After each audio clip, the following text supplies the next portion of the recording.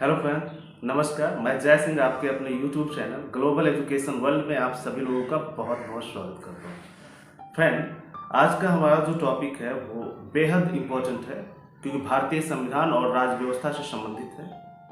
आज हम ये जानेंगे कि पंथ निरपेक्ष क्या है, वो भी पहले हम समझेंगे कि भारतीय संविधान के तहत इसका क्या आशय है और उसके बाद में समझेंगे कि भारतीय संविधान के अलावा हमारे दैनिक जीवन में पंथ निरपेक्ष और धर्म निरपेक्ष में क्या मूलभूत अंतर है। फ्रेंड्स, बेहद इंपॉर्टेंट टॉपिक है और आप मानकर चलिए कि लगभग सारे एग्जाम्स के लिए, चाहे वो यूपीएससी हो, पीसीएस हो या कोई भी कॉम्पिटिटिव एग्जाम हो, सारे एग्जाम के लिए अति महत्वपूर्ण टॉपिक है।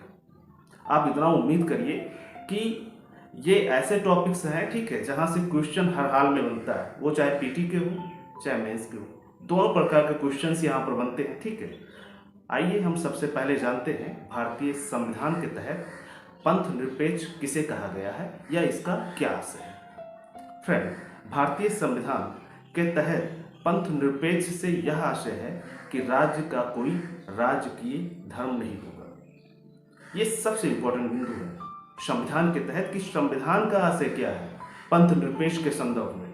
तो आपको सबसे पहले यही समझना है कि भारतीय संविधान के तहत पंथ निरपेक्ष से यह आशय है कि राज्य का कोई राजकीय धर्म नहीं होगा। राज्य सभी धर्मों को समान रूप से देखेगा। इसके अलावा राज्य सभी धर्मों के अनुयायियों को समान रूप से उनके रीत, उपासना तथा उपासना पद्धति के आधार पर किसी प्रकार का भी भेदभाव नहीं करेंगे। ये आप इतना मानकर चलिए, ये एक यूनिवर्सल डिफिनेशन है जो भारतीय संविधान के तहत पंथ निरपेक्ष को बताता है कि संविधान क्या चाहता है या संविधान में पंथ निरपेक्ष का क्या मतलब है। फ्रेंड्स, यहाँ पर सबसे ज़्यादा इम्पोर्टेंट ये है कि आप अपने दिमाग में, अपने मस्तिष्क में इस बात को रखें कि पंथ निरपेक्ष का मतलब ये नहीं है कि भारतीय संविधान के तहत जैसे कि बताया गया कि राज्य का कोई राजकीय धर्म नहीं है, अर्थात ना यहाँ पर ना तो कोई हिंदू धर्म, ना ही कोई इस्लाम धर्म और ना ही कोई बौद्ध धर्म। ठीक है, इस तरह के किसी भी धर्म का कोई भी प्रभाव भारत सरकार के नीतियों पर नहीं होगा। अर्थात अगर और सरल शब्दों में कहें तो वो चाहे गीता हो, रामायण हो, वेद हो, पुराण हो, उपनिषद हो या कुरान हो या और कुछ, मतलब बहुत सारे धर्म ग्रंथ हैं। ठीक है, इन सब का जो इम्पैक्ट होगा वो भारतीय सरकार के तहत जो भी शासन प्रणाली होगी या जो शासन की चलाने की जो भी व्यवस्था की इकाई होगी उस पर किसी भी प्रकार का प्रभाव नहीं होगा। मतलब राज्य का कोई राजकीय धर्म नहीं होगा। स्पष्टता अगर आपको एक शब्दों में समझना हो तो आप इतना मानकर चलिए कि राज्य धर्म के आधार पर नहीं होगा। फ्रेंड्स, आइए अब बात करते हैं कि इसमें 3 मुख्य बिंदु क्या है जो आपको हमेशा याद रखना है संविधान के तौर पर या संविधान के उद्देश्य के तौर पर। पहला है कि राज्य अपने नागरिकों के साथ में किसी भी प्रकार का भेदभाव नहीं करेगा। भेदभाव का मतलब ये नहीं कि वो किसी को जात के आधार पर, किसी को लिंग के आधार पर, किसी क्षेत्र के आधार पर, किसी सामाजिक अवस्थिति के आधार पर इस तरह के किसी भी भेदभाव को नहीं करेगा। दूसरा, राज्य अपने नागरिकों को सभी धर्मों को मानने, उसको अपने अनुरूप ढालने का स्वतंत्रता देगा। उसके अलावा तीसरा अति महत्वपूर्ण पॉइंट है कि राज्य सभी धर्मों के अनुयायियों को उनके इच्छा अनुरूप धार्मिक स्वतंत्रता का अधिकार प्रदान करेगा। फ्रेंड्स, यहाँ तक आपको, हमें उम्मीद है कि समझ में आया है। अब बात करते हैं जो इससे भी ज़्यादा इम्पोर्टेंट है, जो हमारे दिमाग में सबसे ज़्यादा कंफ्यूजन क्रिएट करता है कि पंथ निरपेक्ष और धर्म निरपेक्ष में क्या अंतर है। फ्रेंड्स, पंथ निरपेक्ष और धर्म निरपेक्ष आमतौर में वर्तमान समय में, आधुनिक समय में दोनों के लिए एक ही शब्द यूज किया जाता है। इंग्लिश में एक ही शब्द है जिसको हम सेक्युलर कहते हैं। अब सेक्युलर कंट्री का मतलब यही हुआ कि राज्य का कोई राजकीय धर्म नहीं होगा। लेकिन 42वें संविधान संशोधन 1976 से पहले भी धर्म शब्द का बहुत मुख्य रूप से जोड़ तोड़ मिलता है। ठीक है, अगर आप भारतीय संविधान के आर्टिकल 15 को पढ़ेंगे तो उसमें भी धर्म का चर्चा मिलता है। ठीक है, तो ऐसा नहीं है कि धर्म का चर्चा नहीं था, पहले भी था, लेकिन वर्तमान समय में इसका जो परिचर्चा है ना वो कुछ ज़्यादा ही, क्योंकि दोनों एक दूसरे में घोल मोल दिए गए हैं। ठीक है, कोई पंथ को मतलब पंथ निरपेक्ष को कोई धर्म निरपेक्ष के रूप में समझता है, कोई धर्म निरपेक्ष को पंथ निरपेक्ष के रूप में, कोई दोनों समझता है, कोई एक भी नहीं समझता है, कोई समझने की प्रयत्न नहीं करता है। तो सबसे पहले ये समझना है कि पंथ निरपेक्ष और धर्म निरपेक्ष में क्या अंतर है। फ्रेंड, पंथ निरपेक्ष और धर्म निरपेक्ष के लिए इंग्लिश का एक ही शब्द है जिसे हम सेक्युलर कहते हैं। सेक्युलर, सबसे पहले हमको समझना यह है कि सेक्युलर का यहाँ पर क्या अर्थ है। सेक्युलर का मतलब है यहाँ पर रिलीजन। अब रिलीजन जो है यहाँ पर यही सबसे ज़्यादा इंपॉर्टेंट पॉइंट है कि रिलीजन क्या है। अब यहाँ पर रिलीजन जो है वो अंग्रेजी के लैटिन भाषा के रिलीगियर शब्द से निकला है। अंग्रेजी के लैटिन भाषा के रिलीगियर शब्द से निकला है, जिसका मतलब होता है जोड़ना या जुड़ना, टू कनेक्ट करना। अब यहाँ पर जोड़ने का मतलब कनेक्ट करना। अब कौन किसको कनेक्ट करेगा भाई? कनेक्ट करने के लिए कम से कम दो चीजें होनी चाहिए, दो लोग होने चाहिए, तभी तो कनेक्ट होगा। जैसे मैं और आपके बीच में कनेक्टिविटी, कम्युनिकेशन की तरह बात हो रहा है हम लोगों का। ठीक है, तो ये भी एक कनेक्टिविटी है कि हम लोग एक दूसरे के लिए जुड़े हुए हैं। हम इस समय आपको जो भी अपने पास में सर्वोच्च जानकारी है, ठीक है, उसको देने की प्रयास कर रहे हैं और आप सुन रहे हैं। ठीक है, तो फ्रेंड्स यहाँ पर टू कनेक्ट का बात किया गया है। तो कनेक्ट का मतलब ये हुआ कि एक व्यक्ति ईश्वर से जुड़े, मतलब कनेक्ट टू गॉड, मतलब व्यक्ति का ईश्वर से जुड़ना। अब यहाँ पर अगर थोड़ा सा हम लोग सोचें तो इसका मतलब ये हुआ कि रिलीजन से तात्पर्य यह है कि जिन सारे माध्यमों से या समुच्चयों के माध्यम से जब हम जुड़ने का प्रयत्न करते हैं या जो भी माध्यम बनाते हैं उसी को रिलीजन कहते हैं। ठीक है, रिलीजन का मतलब क्या हुआ कि जिन समुच्चयों के आधार पर हम जुड़ने का प्रयास करते हैं या जोड़ते हैं अपने आप को, उसी को क्या कहा गया? रिलीजन कहा गया। अब फ्रेंड्स, यहाँ पर व्यक्ति ईश्वर से जुड़ता है। अब यहाँ पर व्यक्ति ईश्वर कई माध्यमों से जुड़ सकता है। जैसे मानकर चलिए वो गीता के माध्यम से, कुरान के माध्यम से, बाइबल के माध्यम से, ठीक है, इन सारे माध्यमों से वो ईश्वर से जुड़ सकता है। अब फ्रेंड्स, ये सब सारे माध्यमों से जुड़ने के लिए कुल मिला के जो स्थितियां पाई गई, ठीक है, वो यही है कि व्यक्ति जो है वो ईश्वर से इन सारे माध्यमों से जुड़ सकता है। ठीक है, अब यहाँ पर सबसे इंपॉर्टेंट यही है कि आपको निरपेक्ष होना है। अब यहाँ पर निरपेक्ष का मतलब ही यही हुआ कि कुल मिला के जो भारतीय सरकार के माध्यम से जो नीतियां बनाई गई हैं, उन नीतियों में ना तो बाइबल का इम्पैक्ट होगा, ना गीता का, ना कुरान शरीफ का, ना अदरवाइज किसी भी धर्म ग्रंथ का या उपासना पद्धति का किसी भी प्रकार का कोई इम्पैक्ट नहीं होगा उन नीतियों पर जो जिनके माध्यम से देश का शासन संचालन चलाया जाता है। फ्रेंड्स, हमें उम्मीद है कि आपको ये पॉइंट समझ में आया होगा। अब ये तो आपको समझ में आया रिलीजन, हाँ, रिलीगियर और इत्यादि जो भी शब्द मैंने जोड़े हैं समझने और समझाने के लिए, ये आपको हमें उम्मीद है कि समझ में आ गया होगा। अब फ्रेंड, बात करते हैं कि धर्म क्या है, क्योंकि यहाँ पर सबसे इम्पोर्टेंट जो है टॉपिक, ठीक है, आप अगर पूरे सामाजिक दर्शन को देखेंगे तो धर्म भरा पड़ा है और सटीक तौर पे मतलब कहीं पर आपको उसका व्याख्या नहीं मिलेगा। मतलब हर जगह कहीं ना कहीं पंथ को, धर्म को एक दूसरे में जोड़ दिया गया, कहीं पर अलग कर दिया गया, बिखेर दिया गया इस पूरे टॉपिक को। आइए हम बहुत ही आसानी से, सरलता के साथ में समझने का प्रयत्न कर रहे हैं।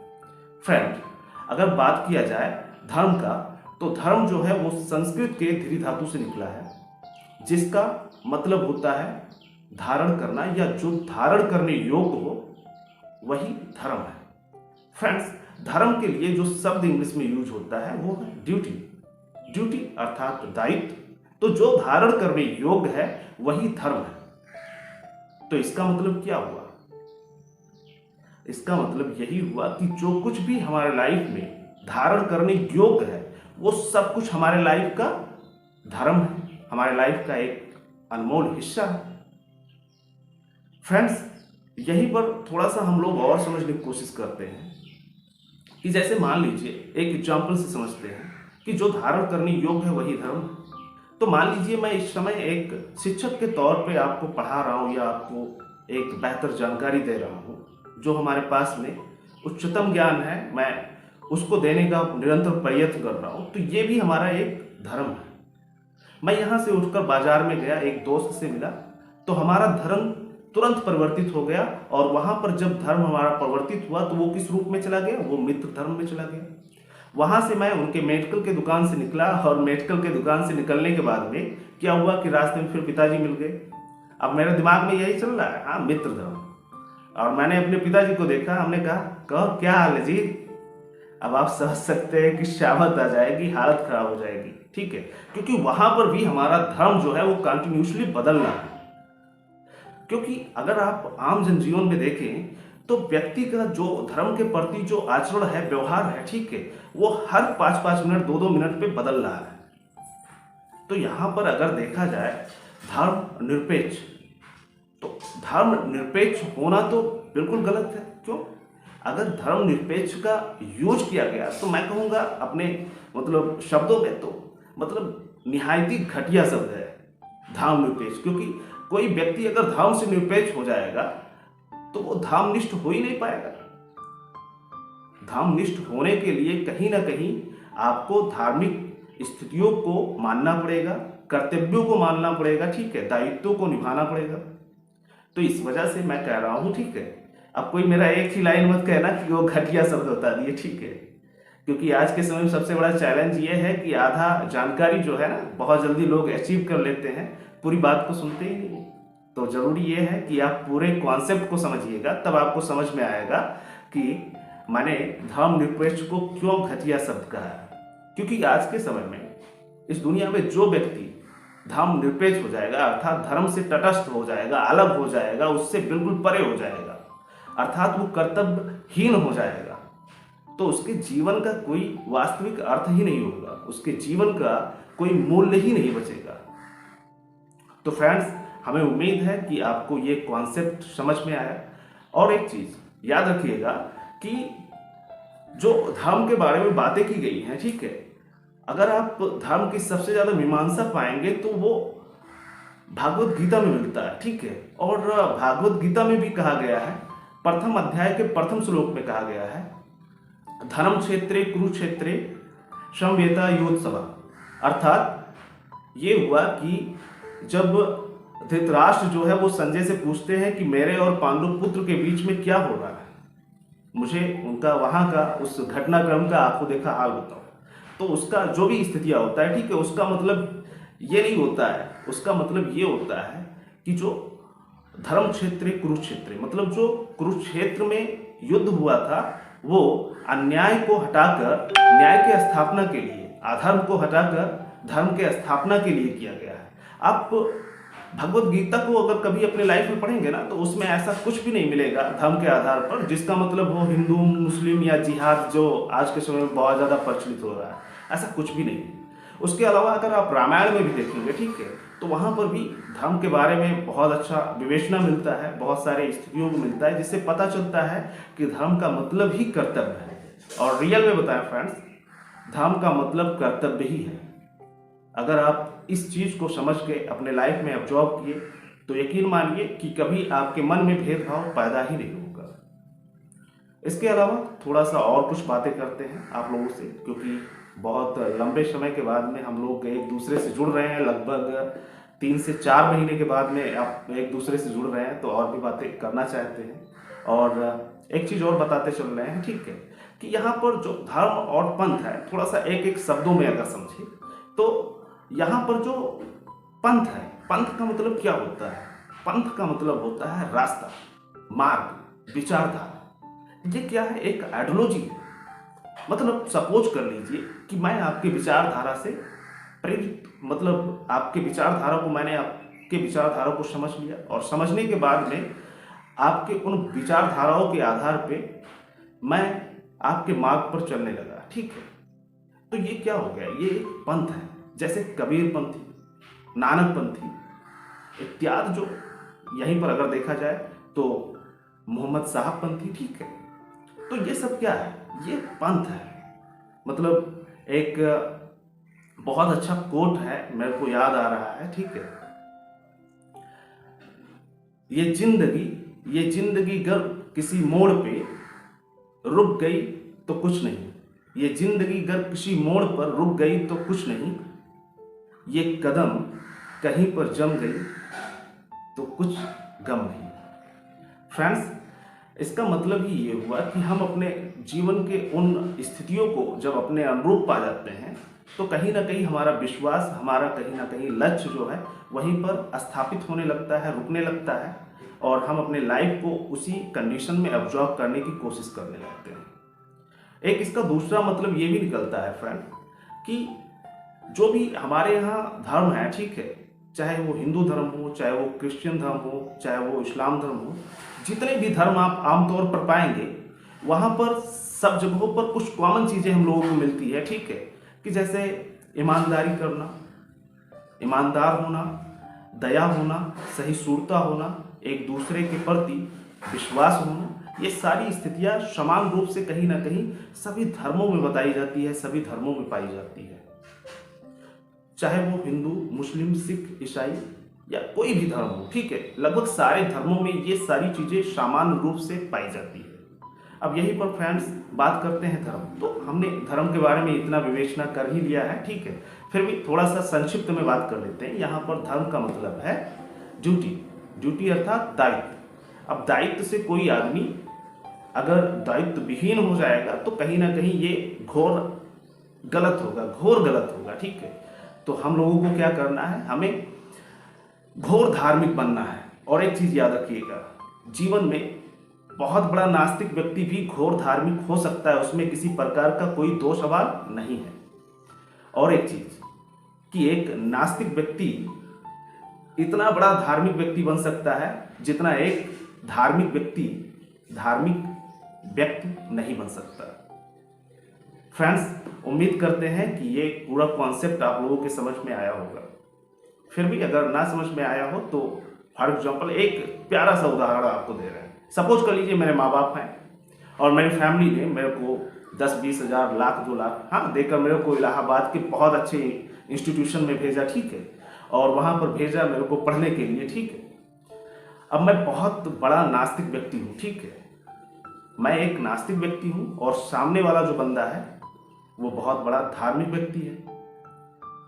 खैर, उसके भी पिताजी ने उसको उसी ही परिप्रेक्ष्य में भेजा है कि बेटा जाओ इलाहाबाद में रहो, खाओ पियो और आराम से अपना पढ़ाई दिल लगा के करो, ठीक है, क्योंकि तुम्हें सिलेक्शन लेना है, एक अच्छे व्यक्तित्व का पहचान देना है। हम दोनों लोग साथ में निकले, हम बहुत नास्तिक है और वो मतलब धार्मिक व्यक्ति है, ठीक है।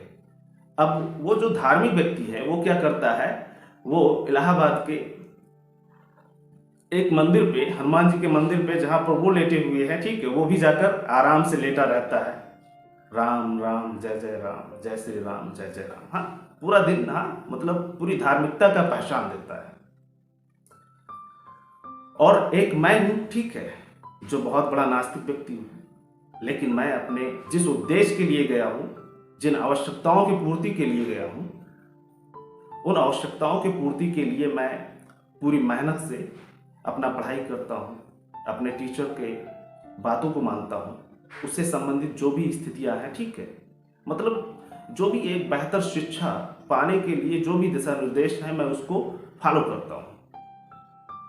अब ऐसे स्थिति में अगर आपसे पूछा जाए कि इसमें से धर्मनिष्ठ कौन व्यक्ति है तो आप किसे बताएंगे, मुझे या मेरे दोस्त? आमतौर पे आप मुझे ही बताएंगे, क्योंकि मेरा जो कर्तव्य है वो ये बतलाता है कि मैं अपने कर्तव्यों के अनुरूप मेरे को एक अच्छा शिक्षा ग्रहण करना ही सबसे बड़ी मेरी कर्तव्य है। अब फ्रेंड, बहुत सारे इस देश में, इस दुनिया में एक से बढ़कर एक मतलब घोर नास्तिक पाए गए हैं, ठीक है। जैसे हमारे पंडित जवाहरलाल नेहरू जी, ठीक है, खुद एक नास्तिक व्यक्ति थे, ठीक है, तो क्या वो कर्तव्य विहीन थे? कर्तव्यनिष्ठ थे। उन्होंने बहुत सारे कार्यों को किया जो आज भी अनोखा है और उसका मुकाबला कहीं पर नहीं किया जा सकता, कोई नहीं कर सकता। ठीक है कि आपको हमारी क्लासेस बहुत अच्छी लगी होगी। बस एक ही आपसे बात है, ठीक है, कि आप हमारे चैनल पे अगर फर्स्ट टाइम आए हैं तो आप हमारे चैनल को लाइक करें, शेयर करें और सब्सक्राइब जरूर करें। मिलते हैं फिर अगले ही क्लास में, तब तक के लिए नमस्कार, जय हिंद।